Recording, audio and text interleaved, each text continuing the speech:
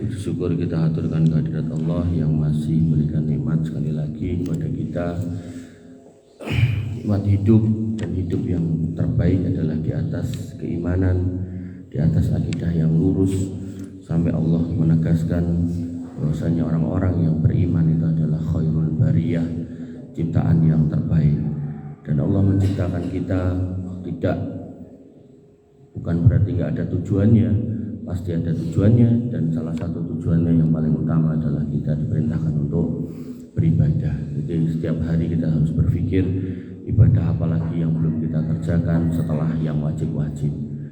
Dan tema kita pada pagi hari ini, sebenarnya saya mau menyampaikan tema janji Allah buat orang beriman dan orang kafir. Tapi pas saya lihat ada Pak Rohmat, saya batalkan, ganti tema. Karena tema itu pernah saya sampaikan di masjidnya Pak Rohmat, Masjid Mutakin Ngoro Tengah. Ini tidak Pak Rohmat, harus tahu Bu. Kalau berniki aja ini Pak Rohmat dan mereka lalung mereka, jadi ditunggu ini jangan ditelat. Kaget ya Pak Rohmat sampai sini. Jadi tema kita adalah melanjutkan hadis arba'in. Jadi kajian tenbiki tiap Kamis Pak Rohmat. Hadis arba'in sudah sampai hadis yang ke-11. Nah, karena ada Pak Rohmat, jadi tema yang kalau subuh niku tematik niku berarti kita ganti judul, tapi yang rutin itu Kamis urut. Nah, karena ada jenengan, maka yang tematik tadi saya ganti ini hadis arba'in yang ke-12. Karena tema yang mau saya bawakan sudah saya bawakan di Masjid Mutakin. Bapak Ibu yang dirahmati oleh Allah Subhanahu wa taala, tadi saya sudah sampaikan kalau kita hidup itu tidak bicarke gitu aja. Bukan berarti enggak ada tujuan, ada. Dengan sampun apal, sami apal, wa ma khalaqul jinna wal insa illa liya'budun. Kowe kabeh tak ciptake jin karo menungso kuwi nggo ibadah. Iku poin utamanya. Maka syarat untuk masuk surga adalah menjalankan yang wajib dulu.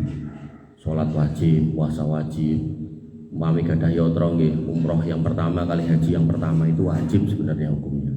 Tapi man istata'a ilaihi sabila, yang punya kemampuan. Artinya kalau nggak punya kemampuan ya gugur kewajibannya. Sehingga setelah kita menjalankan yang wajib-wajib itu, maka yang harus kita pikirkan opo meneh, apalagi yang masuk dalam kerangkaian ibadah kepada Allah Subhanahu wa taala yang bisa nambahi sanggup kita, bekal kita untuk menghadap Allah Subhanahu wa taala. Tentu yang sunnah, tentu yang mubah. Makanya ibadah niku enten kalih mahdoh dan ghairu mahdoh. Ibadah mahdoh niki ibadah yang ada ketentuannya. Jenengan tinggal nderek, mboten usah bingung. Pun enten tata carane gari melu rasa ditambahi rasa dikurangi. Nah yang ghairu mahdoh ini adalah yang enggak ada tata caranya, yang di situ bebas. Ini yang kemudian sebagian ulama menyebutnya sebagai muamalah. Jadi ketika ada orang tua, kepala keluarga, seorang bapak yang punya istri dan punya anak, kemudian pengen nyari nafkah, maka ini masuk dalam kategori ghairu mahdoh, muamalah, yang hukum asalnya semua boleh kecuali ada dalil yang mengharamkan. Artinya kalau orang tua ini, bapak ini mau kerja jadi guru monggo, mau kerja jadi dokter monggo, mau kerja jadi sopir monggo, mau kerja jadi pilot monggo, sesuai kemampuan, kapasitas dan kapabilitasnya, bebas milih. Ning nek kerjane jadi orang yang bikin homer nggak boleh, kerjane jadi orang yang main judi nggak boleh, kerjane jadi ngapunten PSK nggak boleh. Maka batasannya adalah yang diharamkan. Jadi semua boleh kecuali yang diharamkan. Ini kalau ghairu mahdoh, muamalah. Tapi yang mahdoh, yang ada aturannya, semua hukum asalnya nggak boleh kecuali ada perintahnya. Nah oleh karena itu maka kembali ke judulnya, yaitu kiat manajemen waktu. Pada hadis arba'in yang ke-12, Nabi SAW paling mengantikan dari Abu Hurairah radhiyallahu an, Nabi SAW bersabda, min husni islamil mar'i tarkuhu malayanihi. Wong Islam kuwi bakal disebut wong Islam sing apik, wong Islam sing utama nek dia bisa meninggalkan hal-hal yang tidak bermanfaat. Jadi kalau di dalu saya sampaikan tentang cah nom-nom bulu niku dalam Quran surat Al-Furqan itu disebutkan ciri orang yang disebut sebagai hamba Allah Ar-Rahman atau ibadur Rahman, yaitu alladzina la yashhaduna zur, yaitu orang yang ibadur rahman itu yang tidak melu-melu terlibat pada perbuatan dosa. Saya contohkan azur niku nek dangdutan, wong beriman kuwi ora melu, pilih ning omah turu. Kemudian wa idza marru billagwi marru kiroma, nek mlaku papasan atau nglewati wong-wong sing billagwi berbuat hal-hal yang boten migunani alagwi niku, maka dhek yo ora melu. Maruki Roma, lewat dengan penuh membawa harga diri. Wah, basa gampange aku ra melu dolanan gaple karo kowe, aku ra popo. Aku tanpamu aku baik-baik aja. Maka seorang muslim ditegaskan dalam hadis ini sebagaimana ayat tadi, yaitu yang terbaik dari keislaman seseorang itu kalau bisa memilih dan memilah, ketika enggak berguna ditinggalkan. Makanya godaan setan itu ada 5, Pak, Bu. Yang pertama, manusia itu digoda untuk berbuat kesyirikan. Insya Allah temuki boten enten. Nah, yang kedua, ini sing rada ongel. Manusia itu akan digoda untuk berbuat kebid'ahan, sesuatu yang enggak ada tuntunannya kan nglampahi. Ya, ini yang tadi saya bilang ibadah mahdoh yang ada tuntunannya harusnya kita tinggal ikut, kok tidak ditambahi harus dikurangi. Dan di sini biasanya kadang orang jatuh. Kemudian yang ketiga, kalau dia lolos di sini, ya, dia akan kemudian digoda untuk melakukan dosa-dosa besar. Mungkin dia nyuri, mungkin dia judi, mabuk, sesuai kapasitasnya. Nek modelan kados kula niku insyaallah mboten judi, mboten mabuk. Iki sing susah niku nek digoda kalih urusan Kiai Setri, ya, ini sing paling repot. Makanya jenengan ningali berita kan ustadz dan pondok mencabuli santrinya lan sak piturute, yaitu ini yang paling susah. Karena nek ustadz mabuk insya Allah boten, tapi nek iki lho sing wanita yang repot. Nah, kemudian yang keempat, seorang kalau dia lolos dari dosa besar, dia akan digoda untuk rajin melakukan dosa kecil. Misal jane bisa masuk kategori besar, tapi jane ya tergantung bagaimana sudut pandangnya. Misal ngunjuk nopo dahar radin tekke. Nah, itu sebagian ulama masukkan itu dosa besar, sebagian dosa kecil gitu kan. Tapi kok ajeg banget gitu kan. Nah, maka ini yang disenengi setan. Cilik ning ajeg. Nah, akhirnya jadi akeh. Kados kotak infak niku muter. Iki piantun sementen nyemplungi 1000 napa 2000 enggak ketemene kan kathah ya to. Nah, terus rutin bendino tambah akeh meneh gitu kan. Nah, niku nomor sekawan. Nah, nomor gangsal ini yang kemudian banyak manusia jatuh di sini, yaitu tidak paham prioritas. Yang kurang penting didahulukan, meninggalkan yang penting. Tahajud ke jam 2 nanti jam 4, bariku ngantuk gletak, tangi-tangi jam 7. Subuhnya lewat. Nah, ini yang nomor 5 nih. Bahaya. Termasuk bapak-bapak kayak ngoten. Bapak-bapak iki bar kerja dedet temu kancane dijajakke kabeh gitu kan. Begitu mulai tekoki bojone, Pak, untuk beras, tek ditku. Parah melih nek nggo judi, wah tambah karo-karuan gitu. Nah, maka yang kelima ini yang banyak orang jatuh di situ. Bapak Ibu yang dirahmati oleh Allah Subhanahu wa taala, sehingga Nabi mengingatkan min husni islamil mar'i tarkuhu ma la ya'nihi. Maka di antara kebaikan Islam seorang itu dia bisa memilih dan memilah yang kelima tadi, yang enggak bermanfaat dia tinggalkan.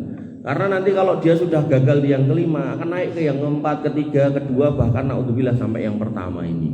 Terus gitu kan. Orang yang enggak bisa tahu skala prioritas, dia akan ngentengke dosa. Nek dosane cilik wis gaene dientenge akhirnya nglakoni sing gedhe, nek dosa gedhe wis biasa, duit entek akhirnya merdukun, ini kesirikan itu kan. Nah, akhirnya sampai puncaknya yang paling atas ya berbuat kesirikan. Maka hal-hal seperti ini kalau panjenengan pahami dengan benar, dengan hayati, insya Allah hidup itu pena. Karena setan itu sudah punya janji. Setan berjanji aku terus akan menyesatkan manusia selama manusia itu jek duwe nyawa. Tapi Allah menjawab, aku ya duwe janji, menungso kuwi bakal tak ngapura selama gelem njaluk ngapura. Nah, jadi Allah membalas janjinya setan. Nah, nanti di akhirat ada orang-orang yang mengikuti setan. Dan orang-orang yang mengikuti setan protes karo setan. Ketika hisab sudah terjadi, setan njaluk mimbar keng neraka niku dikei khotbah lah si setan itu. ketika orang-orang protes iki goro-goro melu kowe, setan mengatakan fala talumuni walumu anfusakum, ojo nyalahke aku, salahno awakmu dhewe ngopo melu-melu aku gitu kan. Bapak Ibu yang dirahmati oleh Allah Subhanahu wa taala, pramila kenapa kita diperintahkan untuk meninggalkan yang jelek-jelek yang enggak bermanfaat? Kenapa kemudian itu menjadi indikasi baiknya Islam seseorang? Yang pertama, dikatakan bahwasannya oleh Syekh Utsaimin rahimahullah bahwasannya Allah Subhanahu wa taala berfirman, "Innallaha ya'muru bil adli wal ihsan." Bahwasannya dalam Islam itu sesungguhnya isinya baik semua gitu. Maka kalau banyak yang baik, kenapa kok ya dadak milih sing enggak bermanfaat gitu. Sampai di bab halal haram kemarin, nek panjenengan masih kemutan dak mayari buka ila malayaribu, itu dikatakan kalau ada 4.000 barang halal, kenapa dadak mikir sing haram sing jumlahe sithik. Nek enek iwak pitik, iwak sapi, iwak wedhus, iwak teri, ngopo dadak gagas iwak babi kan gitu. Nah, maka orang beriman harus seperti itu cara melihatnya. Nek iso kerja dadi dokter, nyopir, guru, tentara, polisi, ngopo kok dadak dadi maling kan gitu. Kalau bisa dagang, kenapa dadak harus korupsi gitu. Kalau bisa kemudian ke sawah, ngopo dadak kemudian harus menjadi copet ya. Dan semisalnya. Maka di sini dikatakan bahasanya innallaha ya'murukum bil adli wal ihsan. Saya Utsaimin mengatakan Islam ki apik kabeh jane. Ngopo dadak ngelirik sing elek itu. Islam itu migunani semuanya. Kenapa dadak ngelirik sing enggak bermanfaat? Ketika bisa membantu orang, kenapa harus pelit sama orang? Ketika bisa menafkahkan harta kita di jalan Allah, kenapa harus menahannya di rumah? Ketika bisa berbagi makanan yang ada di rumah dengan tetangganya yang kelaparan, kenapa dadak disimpan nganti mambu kan gitu. Maka hal-hal seperti ini menjadi koreksi buat kita semua. Bagaimana kemudian Islam itu hadir memerintahkan umatnya untuk selalu berbuat baik.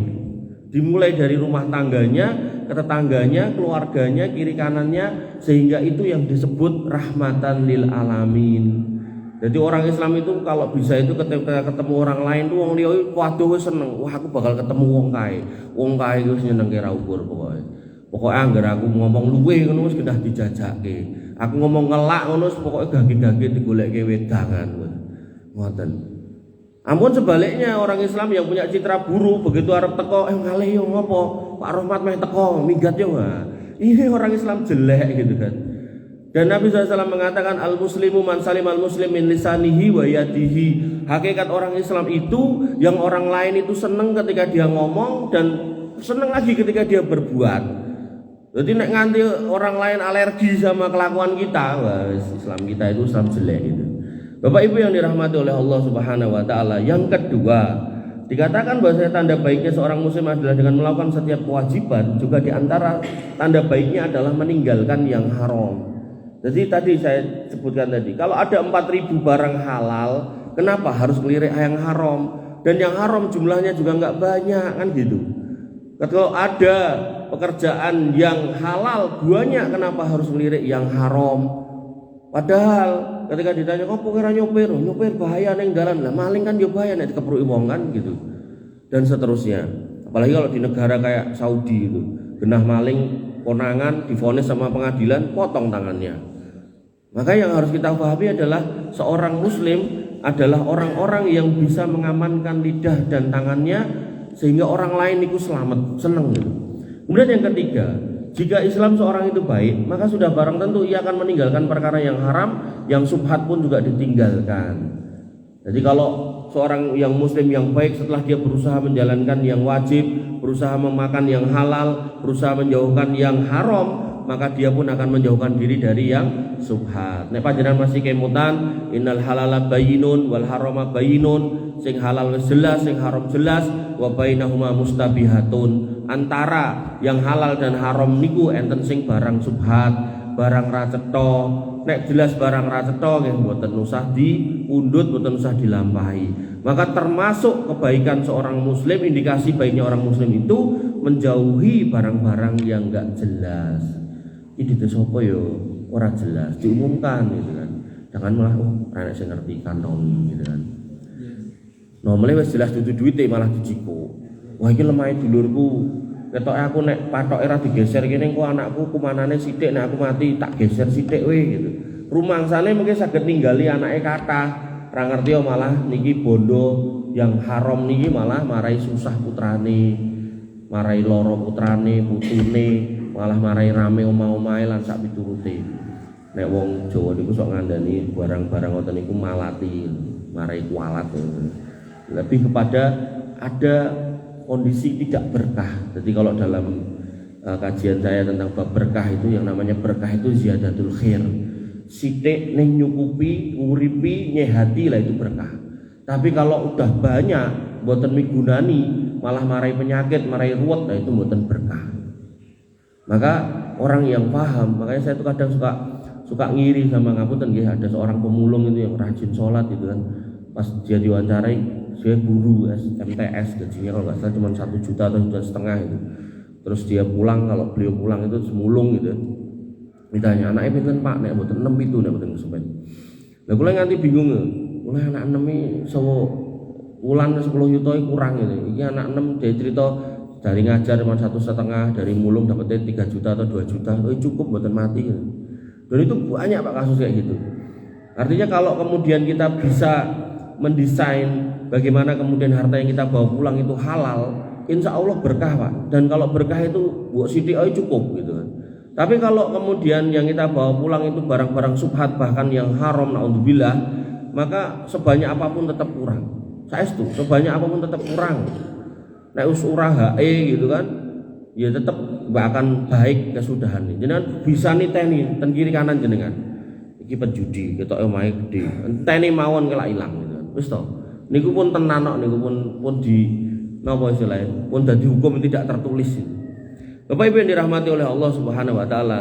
Yang keempat, Ibnu Rajab Al-Hambali rahimahullah berkata, mayoritas perkara yang tidak bermanfaat muncul dari lidah, dari lisan yang tidak bisa dijaga dan sibuk dengan perkataan yang sia-sia.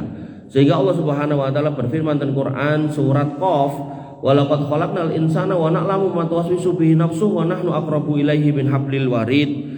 Dan sesungguhnya kami telah menciptakan manusia dan mengetahui apa yang dibisikkan oleh hati. Idyatalaqal mutalaqiyani anil yamini wa anis simali qaid, dan kami lebih dekat kepadanya daripada urat lehernya, yaitu ketika dua malaikat mencatat amal perbuatannya, seorang duduk di sebelah kanan dan duduk sebelah kiri. Dan ini yang disebut apa? Mayal fitu min qaulin illa ladaihi raqibun atid. Itu yang disebut sebagai raqib dan atid. Walaupun dalam ayat ini raqib dan atid itu tidak diterjemahkan sebagai nama, tapi disebut sebagai malaikat yang mengawasi, yang selalu hadir. Raqib, atid, raqib niku ngawasi, atid niku yang selalu hadir. Jadi tidak disebut sebagai nama saja nih. Tapi kita di Indonesia sudah biasa menyebut malaikat sing nyatet ten kiwa kalih tengen itu sebagai raqib dan atid. Nah di sini dikatakan nggak ada satu ucapan pun yang terucap melainkan mesti ditulis sama raqib dan atid. Sehingga dikatakan dalam sebuah hadis, inna min husni islamil mar'i qillatal kalami fima la ya'nihi.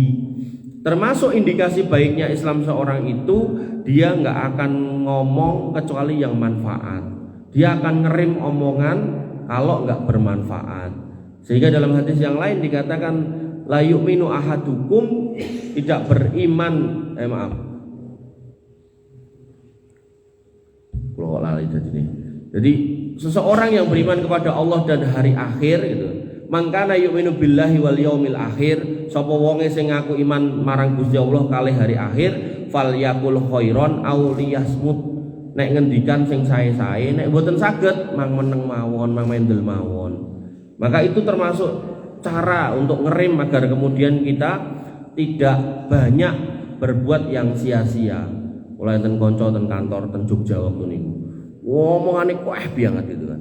Apa wae diomongke, sing politik, sing iki. Wah, agar ketemu sapa diomongke. Sampai orang lewat mak klebat ngono dirasani gitu kan.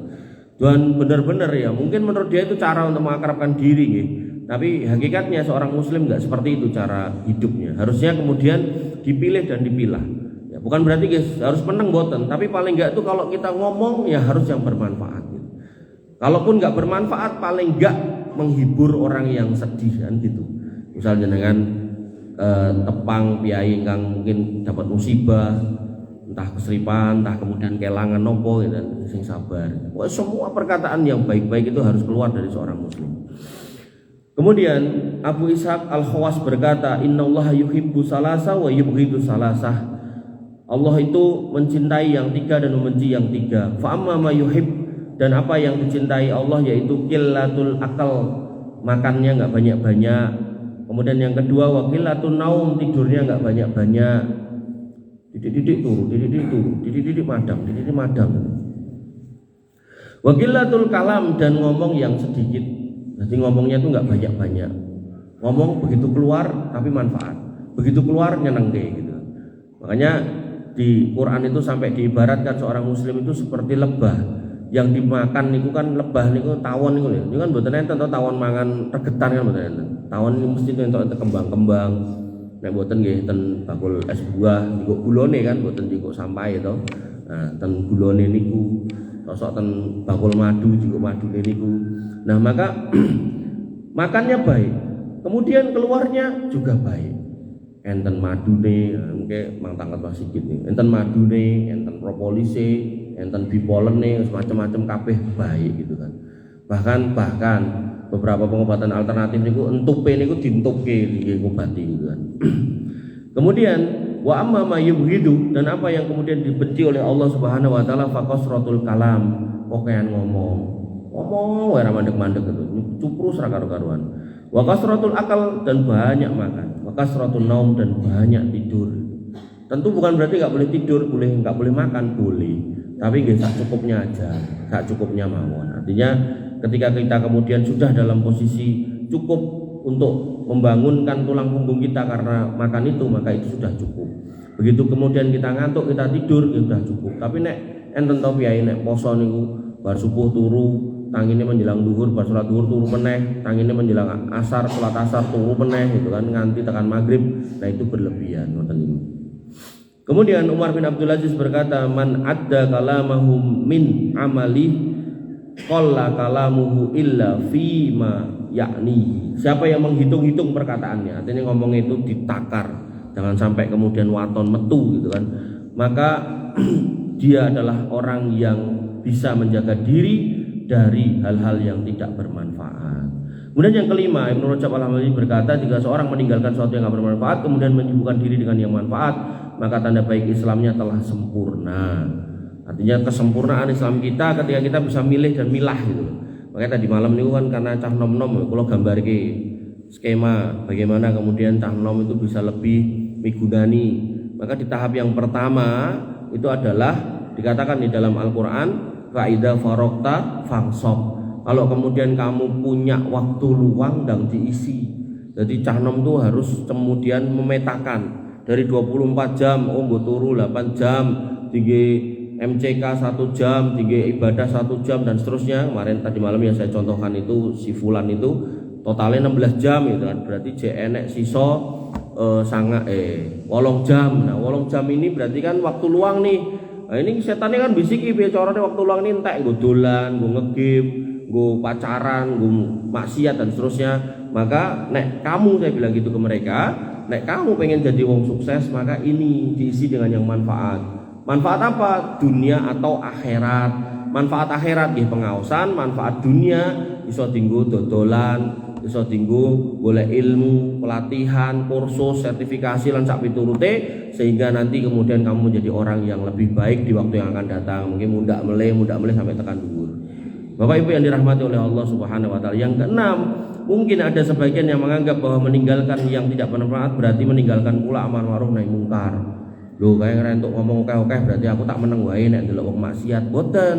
Justru karena ada orang berbuat maksiat apalagi di rumah kita, misal pasangan kita wayah sholat ra sholat, putra kita wayah sholat ra sholat, maka termasuk omongan yang baik, termasuk perbuatan yang baik adalah kita menasihati mereka. Sehingga Allah Subhanahu wa taala berfirman, wal takum minkum ummatun yad'una ilal khair. Hendaklah ada di antara kalian umat yang menyeru kepada kebaikan. Ya, kemudian apa? Ya'muruna bil ma'ruf wa yanhauna 'anil munkar, yang ajak-ajak pada yang ma'ruf dan mencegah kepada yang mungkar. Wa ulaika humul muflihun, kuwi kabeh mau wong sing beruntung. Sampai nanti dalam ayat yang lain hampir sama bunyinya, Allah mengatakan kuntum khaira ummatin ukhrijat linnas, kalian warga Getas Getas. Bener ya? Salah tau. Berarti mboten ngantuk. Panjenengan warga Jetak disebut oleh Allah tetap akan menjadi kampung yang baik yang pernah ada di muka bumi. Ukhrijat linnas. Kenapa? Sebabnya ta'muruna bil ma'ruf wa tanhauna 'anil munkar. Nek jek gelem ngongkon sing apik-apik, nyegah sing mungkar-mungkar. Yang saya contohkan, sering saya contohkan zaman kula alit biyen, nek enten wong ajeng duwe gawe, nyepake ingon-ingon dingge wong main. Nek sakniki tesenten mang lereni. Insyaallah nek jenengan lampahi tetep ngopeni wong main tenggen acara jenengan, insyaallah putra jenengan sing kawin niku mboten bakal berkah kawinane. Tenan wis to. Karena gak mungkin jenengan berharap keberkahan dari sebuah pernikahan yang diresepsikan tapi berbarengan dengan niku enten kemaksiatan. Jadi nek jenengan pengen putrane pas nikah niku sakinah mawaddah warahmah nek omah-omah gitu kan, maka pastikan acaranya tidak didesain, tidak berisi hal-hal yang membuat murka Allah. Main contohnya mendem wong nganggap tip dikei jiu dijarke wae. Niku rumah-rumah jenengan yang akan ditanya, "Pak, anak mantu biyen ngopo dadak enek nogling-nogling, enek ciu, pojokan kono dadak enek wong main, terus ning sebelah kono dadak disajeni." Nah, inilah yang kemudian Allah sebutkan bahwasanya kita akan tetap menjadi kampung yang baik, warga yang baik, umat yang baik kalau berani amar ma'ruf nahi mungkar. Paling boten ten pagere omahe jenengan. Nah, iki aku acarane ra ning omah Mas, ning gedung. Lah tapi kan sing nyewa jenengan, sing duwe acara jenengan. Nanti yang ditanya kita. Kita itu yang punya pesta itu. Nah, maka selalu saya coba untuk kasih persepsi lain gitu. Kadang wong tua itu sementing calonku dokter, calonku pinter, gelare akeh, duwe motor, nek perlu helikopter kan ngoten. Tapi waktu menikahkan ini enggak didesain persepsinya ini dengan baik. Sehingga ada kemaksiatan macam-macam di situ. Terus berharap omah-omahe baik, akhirnya rame. Mboten krasa niku rame, padu, bubar, cerai. Niku jek rada mending wonge loro kabeh jek urip, enten sing dadak paten-patenan lan sak piturutin.